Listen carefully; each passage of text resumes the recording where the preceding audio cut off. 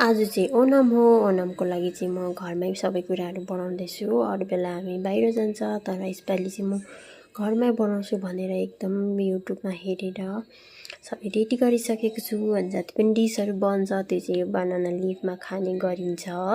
यसलाई चाहिँ धोएर म रेडी राख्छु। अन्त यहाँ बनेको छ मेरो लोबिया दाल र खै त्यो व्हाइट कलरको के हुन्छ त्यसको बनाएको। यो चाहिँ मिक्स भेज हो। अन्त यसमा चाहिँ कोकोनट हालेर दही हालेर बनाउँछ, एकदम मिठो हुन्छ। अन्त यो चाहिँ क्युक्युम्बर हुन्छ नि, त्यो ठुल्ठुलो खालको सब्जी खाने त्यो र कोकोनटको मिक्स सब्जी हो, करी हो भनौँ न। अनि यो चाहिँ छ एन्जी करी भन्छ। एन्जी भनेको चाहिँ अदुवालाई भन्दो रहेछ। अनि त्यसको अदुवाको चाहिँ करी, यो चाहिँ एकदमै मिठो हुन्छ। अन्त यो अर्को छ त्यही लोबिया दाल र पम्किनको मिक्स करी हो। यो चाहिँ यो पनि दामी हुन्छ, मिठो। यो चाहिँ करेलाको हो, करेला फ्राई गरेर बनाउँछ। यसमा दही र कोकोनट मिल्क हालेर बनाउँछ, एकदमै मिठो हुन्छ। अन्त यो अर्को चाहिँ छ, यो चाहिँ बिटरुटको हो। बिटरुट पकाएर चाहिँ त्यसमा दही हाल्ने गरिन्छ। अन्त एकदमै मिठो हुन्छ। यो पनि मलाई पुरा मनपर्छ, म घरमा बनाइबस्छु। अन्त यो अर्को चाहिँ छ मिर्ची। यो चाहिँ भित्र नुन हालेको हुन्छ, नुन भरेको हुन्छ। यो चाहिँ आन्ध्रा स्टाइलको हो, मलाई एकदमै मनपर्छ। अन्त यो छ पापड।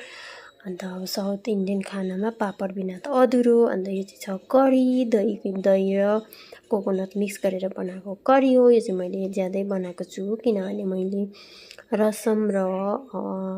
रसम बनाइनँ, त्यसको लागि यो बनाएको छु। अन्त यो छ अर्को, यो चाहिँ स्विट डिसमा बनाएको, एउटै बनाएको छु फालुदा, अलिकति बनाएको। अनि सबै रेडी भएर अन्त यो चाहिँ हाम्रो राइस, ब्राउन राइस हो। यही खाने गर्छ केरलामा चाहिँ प्रायः जसो, तर मलाई चाहिँ त्यति मन पर्दैन, त्यही भएर मैले मेरो लागि चाहिँ व्हाइट राइस बनाएँ।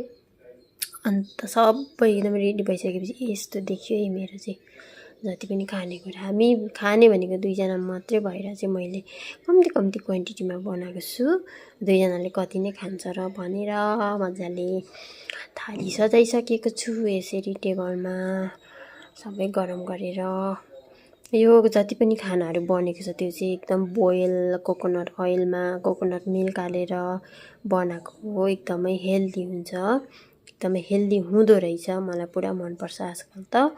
अन्त यो छ हाम्रो थाली आजको ओणममा। ओणम चाहिँ आज हामीले घरमा सेलिब्रेट गरेको, अरू बेला बाहिर जाने गर्थ्यौँ। ह्याप्पी ओणम सबैलाई।